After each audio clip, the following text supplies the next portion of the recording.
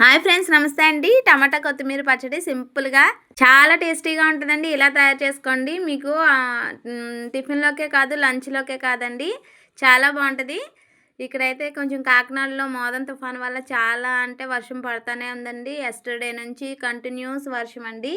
ఇలా చల్లగా ఉన్నప్పుడు ఇలా కొంచెం స్పైసీగా ఈ చట్నీ చేసుకుని తీసుకోండి, చాలా బాగుంటుంది. అదే దోశల్లోకి అయితే కొంచెం బెల్లం అనేది వేసుకోండి. ఇంకా నేనైతే దోశల్లోకి ఇంకా లంచ్లోకి కూడా కొంచెం తీసేసానండి.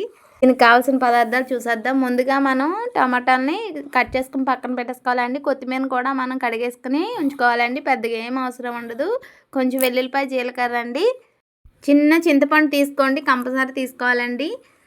కొంచెం సాల్ట్ అని తగినంత ఉప్పు తీసుకోండి. కొంచెం బెల్లం ముక్క తీసుకోండి లాస్ట్లోనే, చాలా టేస్టీగా వస్తుంది. పోపు కోసం పోపు సామాన్లు పచ్చెనపప్పు, మినపప్పు, ఆవాలు, జీలకర్ర, కరివేపాకు, అంతే అండి.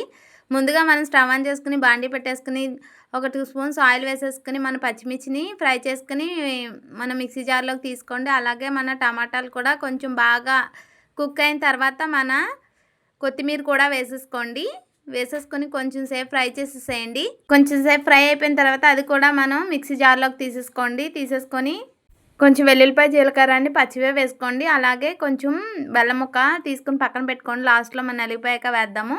కొంచెం చింతపండు వేసుకోండి, సాల్ట్ వేసేసుకోండి. కొంచెం బాగా చల్లారాక కచ్చాపచ్చాక రుబ్బుకోండి. అంటే ఫోర్స్గా రివర్స్లో రుబ్బండి. మిక్సీకి ఆపోజిట్ డైరెక్షన్ ఉంటుంది కదండి, అలా చేసుకోండి, సరిపోతుంది. బాగా మనకి ఇలాగా రుబ్బేసుకున్న తర్వాత మిక్సీ పట్టేసుకున్న తర్వాత కొంచెం కావాలంటే రైస్లోకి పక్కకు తీసుకోండి. ఇంకా లాస్ట్లో మనం కొంచెం బెల్లం వేసేసుకోండి. బెల్లం ముక్క ఉంది కదండి, బెల్లం ముక్క వేసేసుకుని బాగా మిక్సీ పట్టేయండి. చాలా అంటే చాలా టేస్టీగా ఉంటుంది. ఇలాగ మనం పోపు కోసం తాలింపు వేసేసుకోవాలండి. పచ్చెనపప్పు, మినపప్పు, ఆవాలు, జీలకర్ర అన్నీ కొంచెం ఆయిల్ వేసుకొని ఫ్రై చేసేసుకొని పోపు కూడా పక్కన పెట్టేసుకోండి.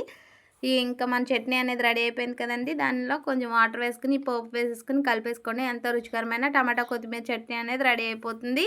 నేనైతే అట్లకి సర్వ్ చేశానండి. దోశ వేసేసి దోశలోకి సర్వ్ చేశాను. చాలా అంటే చాలా రుచిగా వచ్చిందండి. ఎంత టేస్టీగా వచ్చిందంటే చెప్పలేను. మీరు కంపల్సరీ ట్రై చేయాల్సిందే అండి. ఇంకా మీకు ఒక చిన్న విషయం చెప్తానండి. నేను ఎస్టర్డే శ్రీ సాయి కలెక్షన్స్ అని ఒక శారీస్ ఛానల్ అనేది స్టార్ట్ చేశానండి. అందులో ఇమిటేషన్ జ్యువెలరీ శారీస్ ఉంటాయి. ఎవరికైనా నచ్చితే శ్రీ సాయి కలెక్షన్స్ అని ఒకసారి టైప్ చేయండి, ఒకసారి చూడండి, అంతే. నా సబ్స్క్రైబర్స్ రుచికరమైన టమాటా కొత్తిమీర చట్నీ రెడీ. Please subscribe.